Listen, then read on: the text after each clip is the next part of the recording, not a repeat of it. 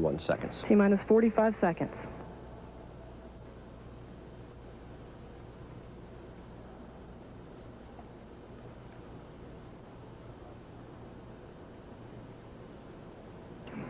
T-minus 31 seconds.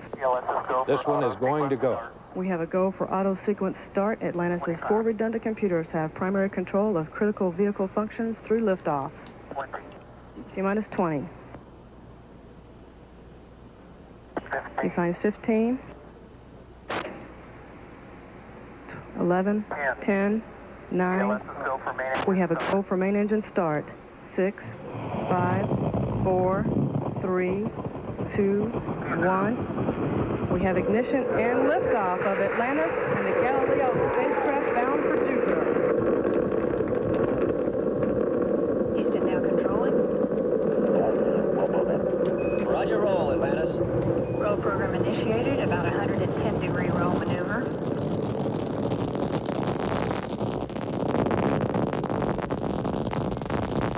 Guidance confirms a good roll maneuver. 3 engines throttling back now to 65% as Atlantis passes through the area of maximum dynamic. Looks good so far, Bruce. Oh, it looks very good so far. Everything looks no problems at all. They got right through the clouds without any difficulty. Velocity. The building here is shaking. This is one of the ones where we've had some of the most severe sound reverberations that we have seen here at the Kennedy Space Center.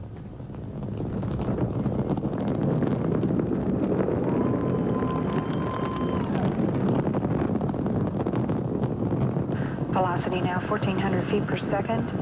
Downrange distance 3 nautical miles. Atlantis, go with throttle up. Engines now throttle back. Engines now back to 104%. All systems performing well. Standing by for separation of these solid rocket boosters at 2 minutes and 4 seconds.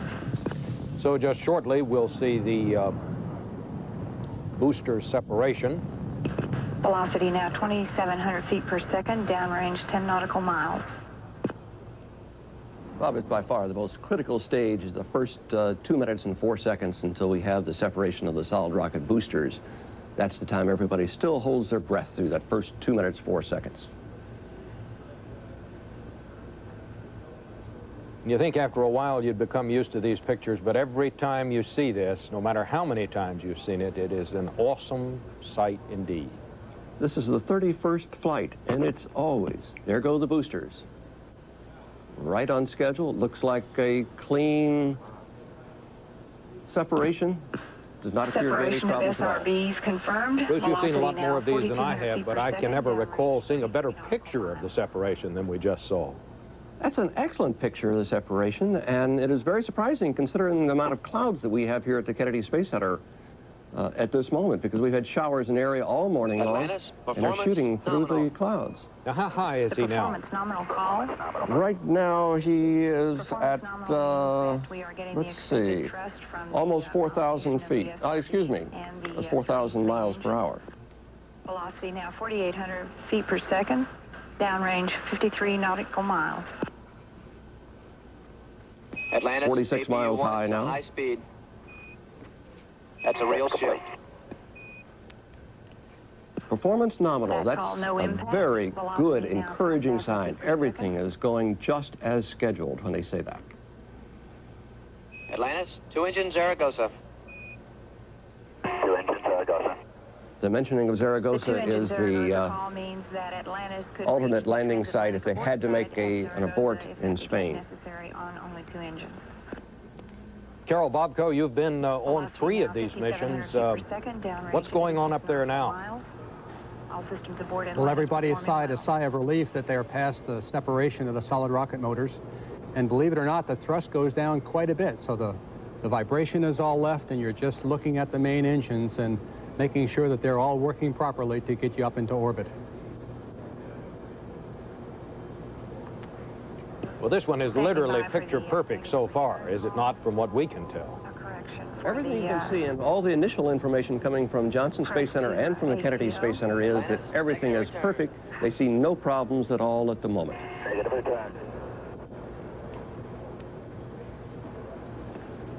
Atlantis can now now not return to the Kennedy Shuttle landing facility. Downrange 136 nautical miles, velocity 7,400 feet per second.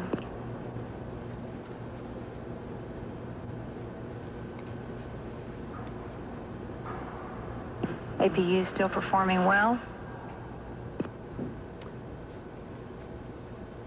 Full continues to go well, of course, and so far no indication that it will not. In about, 6 hours, 6 hours and 22 minutes, they will launch the space probe, that little spaceship, which is atomic powered. There's a pretty good sized price tag on it, $1.4 billion, and it will go on out into space to study Jupiter and its moons in order to learn more about the origin of Earth and the solar system. It's a pretty long trip out there to Jupiter. Expects to get there about 1995. Bob, this is being called the second golden age of space science for the United States. Magellan is on its way to Venus, and you see the first of the videotape replays now. Houston now controlling. Roger, roll, Atlantis. Roll program initiated, about 110-degree roll maneuver. So Galileo is on its way, and as you indicated, they will be deploying it from the space shuttle in about 6 hours and 3 engines throttling back now. 20 minutes from now. 65% as Atlantis passes through the area. What a sight. So another successful launch, and we're going to, we like it so much, we're going to look at it again, I'm told. This was certainly one of the prettiest we've seen, and the surprise was that the weather had held us up so much that we did not expect such beautiful pictures this morning, among other things. But there you see it, and we've seen it now from 3 angles. The astronauts sort of upside down as they're supposed to be at this point in the liftoff. Guidance confirms a good roll maneuver. Bob, as Bo Bobko would tell you, this is not a very comfortable time the first 2 minutes during the flight. They're on their back. They've been on their back for a number of hours, and then all of a sudden you have the jolt as you're lifted off of the launch pad. But they feel much better after you have the separation of the solid rocket boosters coming 2 minutes and 4 seconds into the flight. But even on the replays, this looks perfect. No problems at all. Now we're seeing the animation. Well, Carol Bobko, what are your observations as you've watched it 3 times now? Every indication that everything's going very well. The astronauts, do they get a little break in this particular part of the flight now, or is there still intense work to do for the next couple of hours? No, things are happening quickly now as they get ready for the main engines to cut off. And then they're going to have a lot to do to get ready for the launch of the Galileo space probe. They have to open the big payload doors and do a lot of other things to make sure that the orbiter is fit to work on orbit. We've gotten it into orbit, now it has to work there. But most of the hard part is behind us. But I suppose that these things never really become routine. That would be the wrong way to describe it. It would be very hard for me to describe it as routine. Even after having been there 3 times, my heart goes pity-pat when I see a launch like this.